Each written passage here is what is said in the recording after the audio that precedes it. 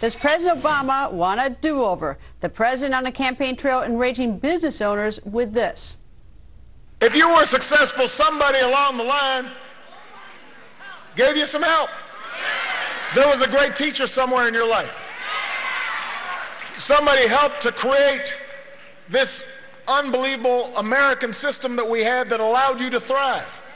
Somebody invested in roads and bridges. If you got a business, you didn't build that. Somebody else made that happen. And now the Romney campaign firing back, saying in part, President Obama's comments reflect just how unqualified he is to lead us to a real economic recovery. They are also insulted to the hardworking entrepreneurs, small business owners, and job creators who are the backbone of our economy. Republican Senator Ron Johnson from the great state of Wisconsin ran a business for more than 30 years. What does he think? He joins us. Nice to see you, Senator. Oh, Greta. Okay, so what's your thoughts about President Obama's statement on the campaign trail? Well, I think it's pretty revealing. It's kind of like one of those Joe the Plumber moments, when he actually reveals what he truly believes. And it really does point to the fact that President Obama believes that the center of economic activity is in the government rather than in the private sector. And of course, those comments come as a real surprise to business owners who realize that when they're working 50, 60 hours a week trying to build a business that, I mean, we all recognize that government provides infrastructure, we need government for regulations, but by and large, the president doesn't understand the crucial role of the entrepreneurial spirit and of leadership.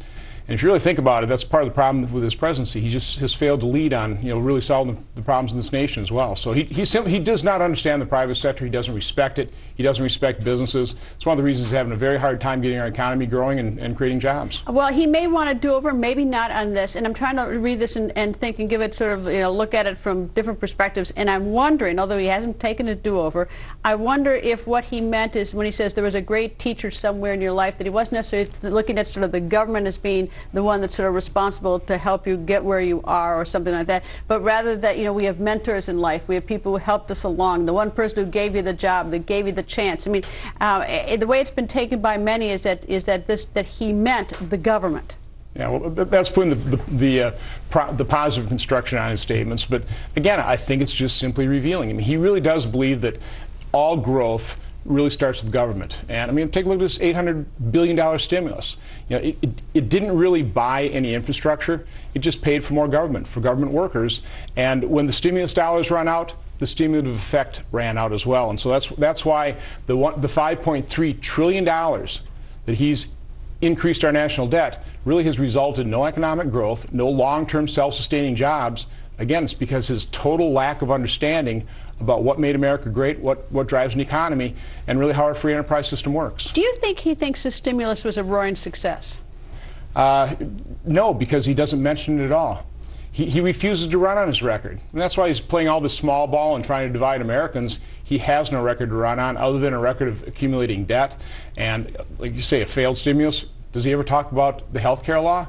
I know the Supreme Court handed him a victory, but I tell you, that's going to be a huge defeat for our budget, for our health care system, for our freedoms if that's health care law is actually implemented. He doesn't even talk about it, and that's one of his supposed great accomplishments. If you were back to running your company and not a U.S. senator, looking at what's happening in Washington, what would scare you, and what would make you feel optimistic and ambitious?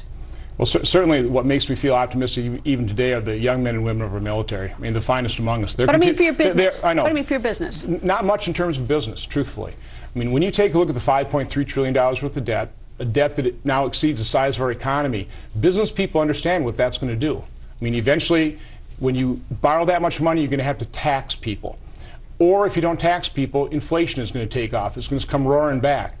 So no, I mean, the outlook is so uncertain, and certainty is required for making investment decisions. And that's, again, what this president doesn't understand. We have got to return confidence. So, my suggestion, what we need to do right now, because we're in the political season, we should probably pass a continuing resolution that gets us well past Inauguration Day. Let a new administration come in and put their, plan in place. We should definitely extend all the current tax rates into 2013 so that businesses at least have that level of uncertainty moving forward. If we don't do that, if we let the tax rates increase. That's what we're talking about. We're talking about a tax increase. That's about a $500 billion hit in the economy. That'd be a body blow, and it's irresponsible not to be addressing that now. Do you think that Governor Romney has let this whole controversy of Bain sort of put him on the defensive, and is he handling this in a way that you would not recommend? Well, let's face it, it's really the members of the media that are really pushing the story, and the Obama administration, their candidacy. And again, that's just part of that political games they're playing to deflect attention away from their terrible record of lack of job creation, 41 straight months of unemployment over 8%. When remember, when he passed the stimulus bill, he said if you pass it, unemployment would never even go above 8%. It should be at 5.6% right now. In the swing states, though, he's got the unemployment level below the national average in several swing states. Well, I tell you what, what you're talking about Bain, I never hear it. As I travel around Wisconsin, nobody comes up and talks about Bain or Governor Romney's taxes. What they're concerned about is the level of debt we're heaping on top of our kids. So the media's talking about it more than anything. I believe so. Yeah, I really don't hear it on the out there talking to real Americans. Senator, thank you. Nice to see you, sir. Great seeing you.